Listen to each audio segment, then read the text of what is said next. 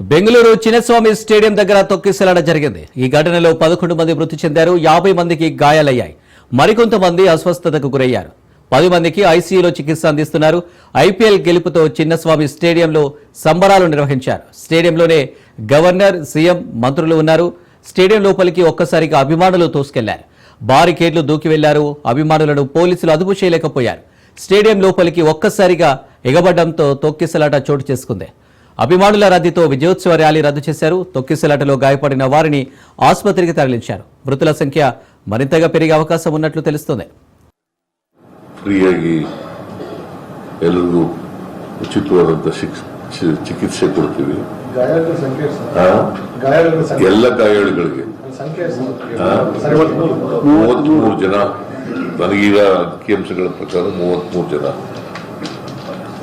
11 ಜನ ಸತ್ತಿದ್ದಾರೆ. ಬಟ್ ಈ 33 ಜನರು ಕೂಡ ಅದೃಷ್ಟವಶಾತ್ 47 ಇಂಜರ್ಡ್, 47 ಹೋಗ್ಬಿಟ್ಟಿದ್ದಾರೆ. ಅವರು ಔಟ್ ಪೇಷಂಟ್ ಆಗಿ ಹೋಗ್ಬಿಟ್ಟಿದ್ದಾರೆ. ಕೆಲವರು ಔಟ್ ಪೇಷಂಟ್ ಆಗಿ ಹೊಟ್ಟೋಗಿದ್ದಾರೆ,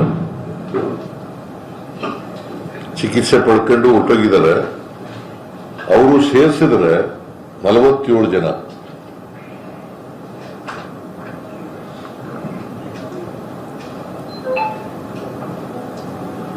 ಅವರೆಲ್ಲರೂ ಕೂಡ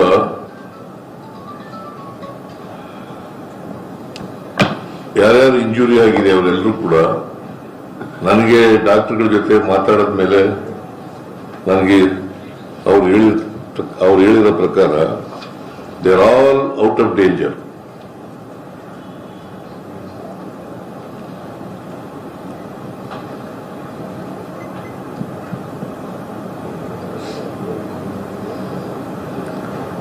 ಯಾರು ಇಂಜರ್ಡ್ ಕ್ರಿಟಿಕಲ್ ಇಲ್ಲ ಅಂತ, ಕ್ರಿಟಿಕಲ್ ಯಾರು ಇಲ್ಲ ಇಂಜರ್ಡ್. ಆಮೇಲೆ ಅವ್ರಿಗೆ ಬೇರೆ ರೀತಿ ಎಲ್ಲ ಟ್ರಾನ್ಸ್ಪೋರ್ಟೇಷನ್ ಮತ್ತೆ ಊಟದ ವ್ಯವಸ್ಥೆ ಎಲ್ಲನೂ ಕೂಡ ಸರ್ಕಾರನೇ ಮಾಡಿಕೊಡ್ತದೆ.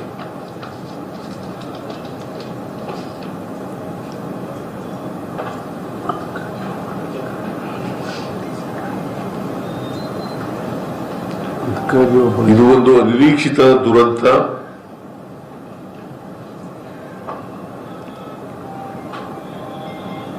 ಯಾರು ಈ ಕಾಲ್ತುಳಿತದಲ್ಲಿ ಪ್ರಾಣ ಕಳ್ಕೊಂಡಿದ್ದಾರೆ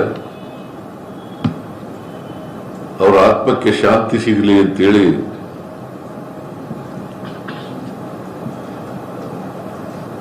ಸರ್ಕಾರ ಪ್ರಾರ್ಥನೆ ಮಾಡ್ತದೆ.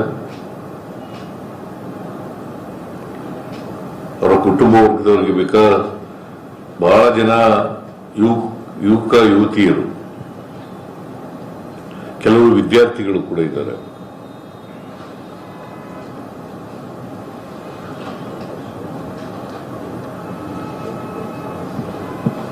ಸೊ ವಾರಸುದಾರರಿಗೆ, ಅವರ ಪೋಷಕರಿಗೆ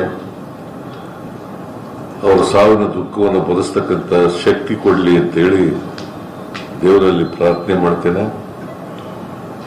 ಜೊತೆಗೆ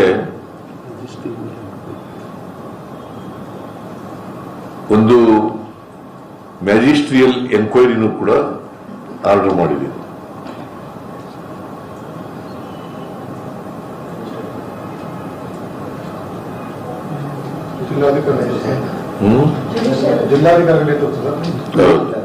ಜಿಲ್ಲಾಧಿಕಾರಿಯಿಂದ ವಿಚಾರಣೆ ಮಾಡಿಸ್ತೀನಿ. ವಿಚಾರಣೆ ಮಾಡಿಸಿ ಯಾರು ತಪ್ಪಿತಸ್ಥರಿದ್ದಾರೆ ಅವ್ರ ಮೇಲೆ ಕ್ರಮ ತಗೋತೀವಿ.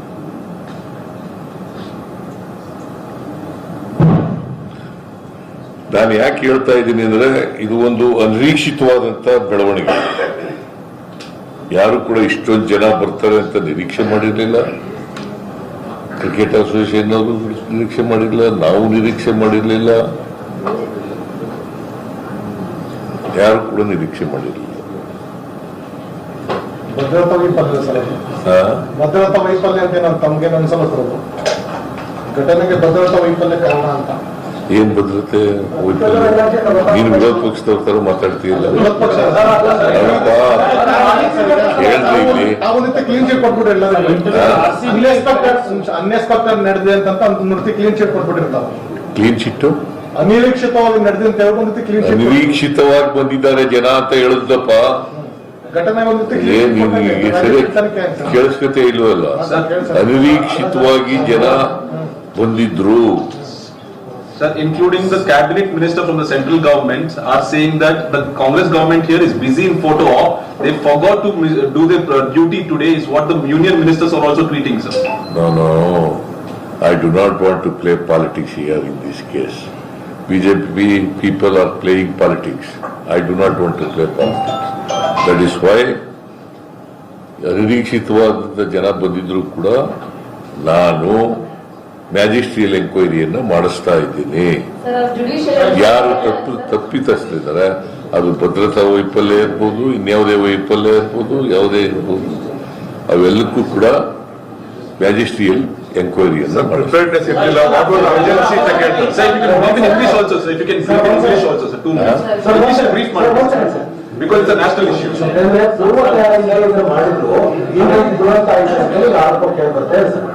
ಪೂರ್ವ ತಯಾರಿಯಿಂದ ಈ ಕಾರ್ಯಕ್ರಮದ ಆಯೋಜನೆ ಮಾಡಲಾಯಿತು, ಹಾಗಾಗಿ ದುರಂತ ಆಯ್ತು ಅಂತ ಹೇಳಿ ಆರೋಪ ಸರ್ಕಾರದ ಆರೋಪ ಕೇಳ್ಬರ್ತಾರೆ. What was the urgency? I do not want to defend the incident, the tragedy so happened. I do not want to defend, I do not want to play politics in this. Our government is not going to play politics. Sir grand step ಮೇಲೆ ಬೇಡ. Let us see the outcome of the magisterial report. I will give 15 days time. Sir, is there preliminary information what exactly happened during the stampede? So what created the chaos? Which gate did it happen? ಅಲ್ಲಿ ನಾನು ಈಗಾಗಲೇ ಹೇಳಿದೆ, there are very small gates. Yes. In cricket, I hope that you have visited the cricket stadium. There are small gates. The people entered